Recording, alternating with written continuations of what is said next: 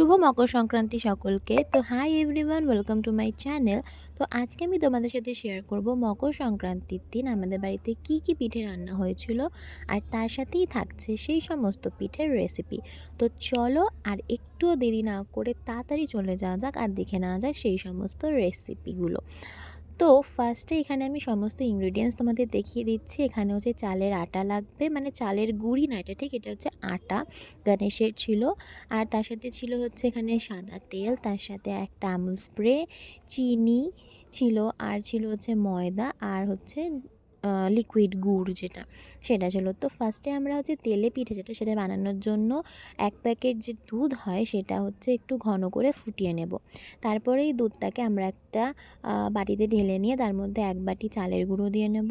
তারপরে হচ্ছে ১ বাটি পরিমাণ এখানে ময়দা দিয়ে নেব।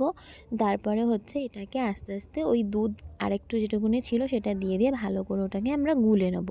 তারপরে একটু গুলে নেওয়ার পর আমরা তার মধ্যে হচ্ছে অ্যাড করব পরিমাণ মতো চিনি। যে পরিমাণ চিনি আমরা খাবো সেই পরিমাণ চিনি অ্যাড করেছি। তোমরা চাইলে বেশি বা কম তোমাদের কোয়ান্টিটিটা বাড়িয়ে বা কমিয়ে নিতে পারো।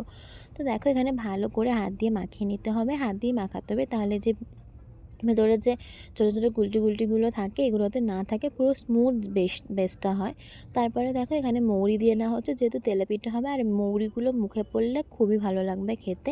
তো বেশি না, অল্প পরিমাণে দেওয়া হলো। তো দেখো স্ট্রাকচারটা যখন ঠিক এরকম পরিমাণে হয়ে যাবে, একটু থকথকে বা একটু পাতলা, বেশি থকথকে না আবার বেশি পাতলাও না, তো তখন আমাদের ব্যাটারটা তৈরি হয়ে গেছে। তো দেখো তোমরা এখানে দেখতেই পাচ্ছ যে কীরকম ধরনের বেসটা তোমাদের করতে হবে।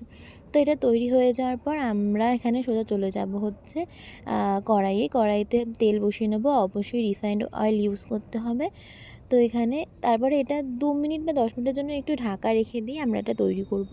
তো দেখো এখানে কি সুন্দর ফুলে উঠেছে, খুবই সুন্দর। আর পাশে দেখো একটু খাঁজকাটার মতো হচ্ছে, পুরোটা হয়নি বাট হয়েছে একটুখানি। তো এই যে আমাদের এখানে তেলে পিঠেও তৈরি হয়ে গেল। তো খেতে তো অনেকই টেস্টি হয়েছিল, তো তোমরা অবশ্যই বাড়িতে ট্রাই করবে। আর দেখো এখানে এরকম তেল দিয়ে ভালো করে ভেজে নেওয়া হলো। বেশি লাল লাল করা হয়নি, হালকা সাদার উপরেই রাখা হয়েছে। তো এই যে আমাদের তেলেপিঠে তৈরি। তো তারপর হচ্ছে আমরা পাটিসাপটা বানাবো, তার জন্য জল নিয়ে নেওয়া হয়েছে, তার মধ্যে নেওয়া হচ্ছে ২ হাতা মতো ময়দা আর চিনি, আর হচ্ছে একটুখানি চালের গুঁড়ো, ১ বাটির হাফ বাটি মতো চালের গুঁড়ো নিয়ে ভালো করে ওটাকে মেখে নেওয়া হবে। ব্যাটারটা যেরকম পাতলা হবে, একটু গুঁড়ো গুঁড়ো মানে থাকবে না, সেরকমভাবে মেখে নেওয়া হলো। তারপরে এখানে আমরা ননস্টিকের প্যান বসিয়ে দিয়েছি, ননস্টিকের প্যানেই মেবি বেশি ভালো হয়। তো দেখো ব্যাটারটা ঠিক এরকম কনসিস্টেন্সি হবে। তো এরকম যখনই হয়ে যাবে তখন হচ্ছে আমরা প্যানের ওপরে দেখো তেল ব্রাশ করে নিলাম। ব্রাশ না, আমি স্প্যাচুলার সাহায্যে একটুখানি তেলটাকে স্প্রেড করে নিচ্ছি। তারপরে হচ্ছে একটু হাতার পরিমাণে ১ হাতা নিয়ে দিয়ে তারপরে আলতো হাতে এরকম গোল গোল ঘুরিয়ে নিতে হবে। জোরে জোরে ঘোরালে কিন্তু পুরোটা ধরে উঠে আসবে। তো আলতো হাতে এটাকে গোল গোল করে স্প্রেড করে নিতে হবে। তারপরে স্প্রেডটা তোমরা যে সাইজের রাখবে সেরকমভাবে, পাতলা করলেই বেশি ভালো হয়।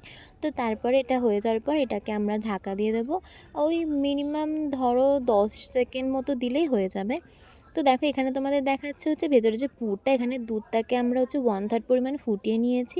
তার মধ্যে ১ হাতা মতো চিনি এখানে অ্যাড করব। তো তারপর একটু লেবু দিয়ে এরকম ছানা মতো হয়ে যাবে, এটাকে আমরা নামিয়ে নেব তারপরে। তো দেখো ঠিক এরকম দেখতে হয়েছিল। তো এটাই আমরা ভেতরে পুরটা দেবো। তো এখানে আমরা ওটা হয়ে গেছে, এটাকে খুলে নিয়ে এবার দেখো খুব সুন্দর ফুলে উঠেছে। তো খুবই সুন্দর হয়েছিল খেতেও। তো এখানে মাঝখানে আমরা ওই যে ছানার যেটা বানিয়েছিলাম, এটা বেশি সুন্দর লাগছিলো, যেটা খেতে লাগছিলো পুরো কালাকাঁদের মতো। তোমরা বাড়িতে বানিয়ে টেস্ট করে দেখো, পুরো ওরকমই লাগবে। তারপর হচ্ছে স্প্যাচুলার সাহায্যে এটাকে সুন্দর করে আমরা হচ্ছে যেটা ফোল্ড করে নিচ্ছিলাম।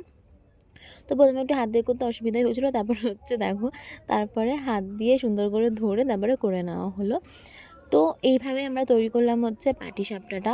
তো তোমরাও বাড়িতে অবশ্যই ট্রাই করো। আর নারকেল তো সবাই খাও বা সবাই খেয়েছো, এইভাবে একবার ট্রাই করে দেখো, খুবই তোমাদের ভালো লাগবে, আমি গ্যারান্টি দিচ্ছি। যারা যারা কালাকাঁদ খেতে ভালোবাসে তাদের তো পুরো একদম অসাম লাগবে। তো দেখো এখানে আমি দেখিয়ে দিচ্ছি ভেতরের পুরটা। তো তোমাদের কার কার রেসিপিটা ভালো লাগলো অবশ্যই কমেন্টে জানাবে। আর তোমরা মকর সংক্রান্তিতে তোমাদের বাড়িতে কী কী পিঠে খেলে সেটাও আমাকে অবশ্যই কমেন্ট করে জানাবে।